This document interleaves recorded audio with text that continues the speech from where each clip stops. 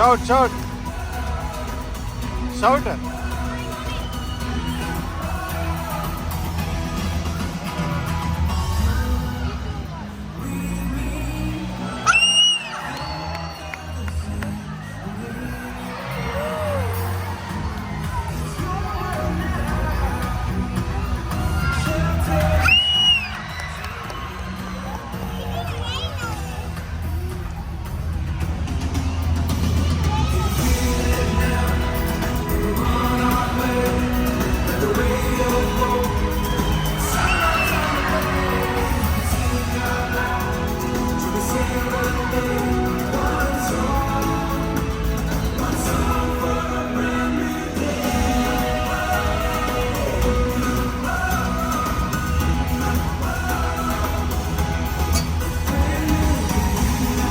Sathi, see back.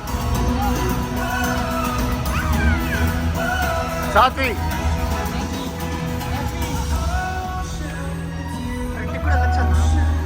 Sathi, vertical also. Splash with it. Oh, see.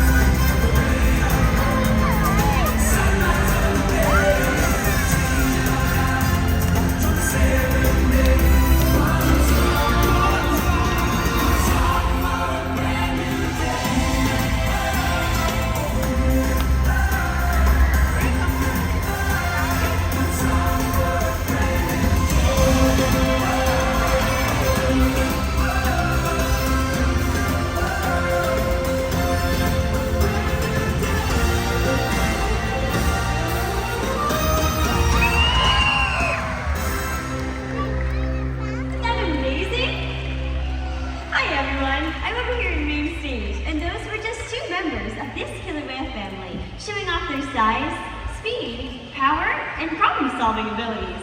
These behaviors keep the whales both active and engaged. SeaWorld's killer whales have inspired generations to care for our natural world, and we're excited to share their story with all of you tonight. Killer whales are the ocean's top predator. They use cooperation and communicate us faster than an Olympic swimmer.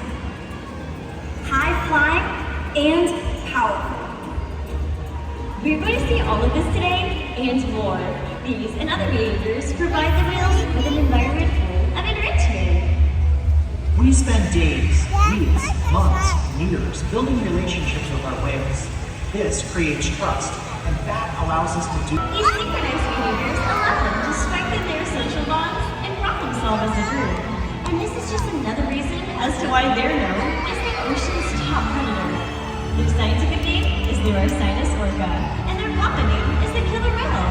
And each of the whales that reside here at SeaWorld SanAntonio have their own personalized names, including Sakari, Takara, and joining me right up front is Tigor and Hashvika. Takara is the oldest member of this pod, at 34 years old. Killer whales live in a matriarchal society with one female in charge, and for our pod, that's Takara, which means she's the leader. These whales trust us, and they take an active role in their personal health and well-being. Through the use of positive reinforcement training techniques, we're able to teach the whales husbandry or healthcare behaviors.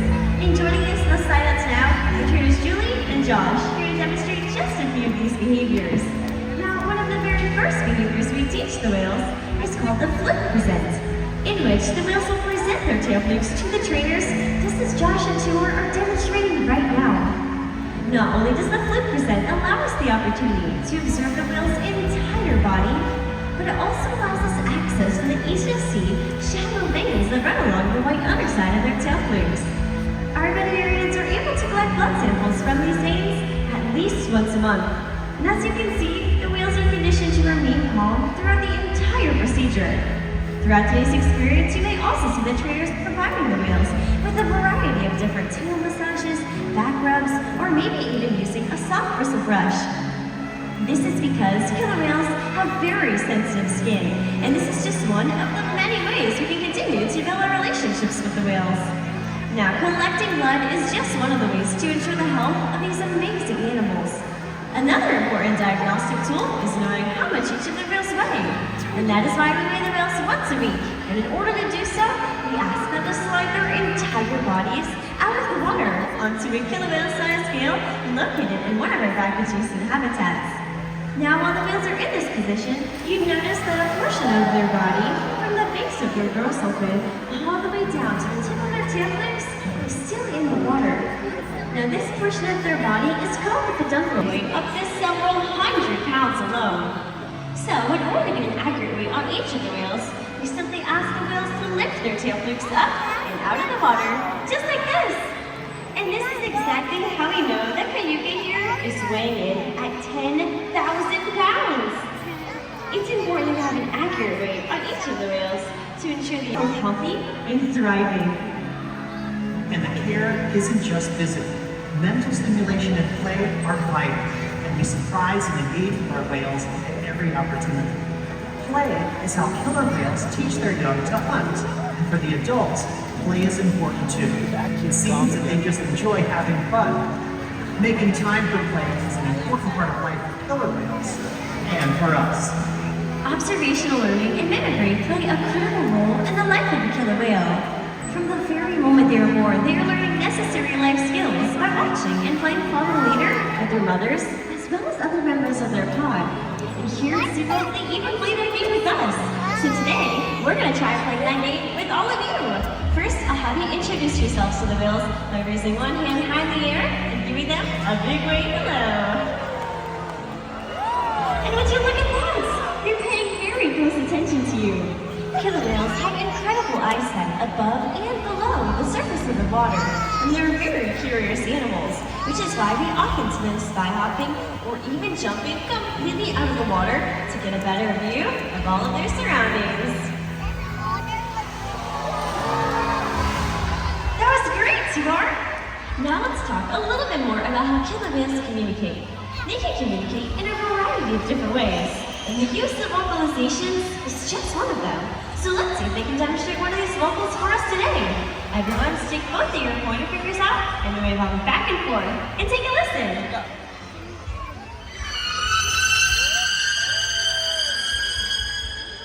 That was beautiful! Did you know scientists believe that when a killer whale leaps out of the water, this may be a way of communicating to make their presence known? You see, sound waves travel approximately 4.5 times faster in the water than they do through the air.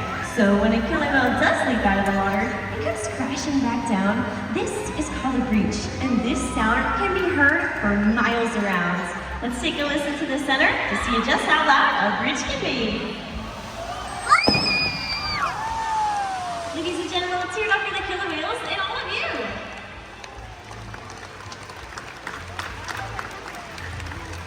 Clap, clap. As you can see, killer whales can communicate by making a huge splash. SeaWorld's observation and the research on the killer whales in our care has shown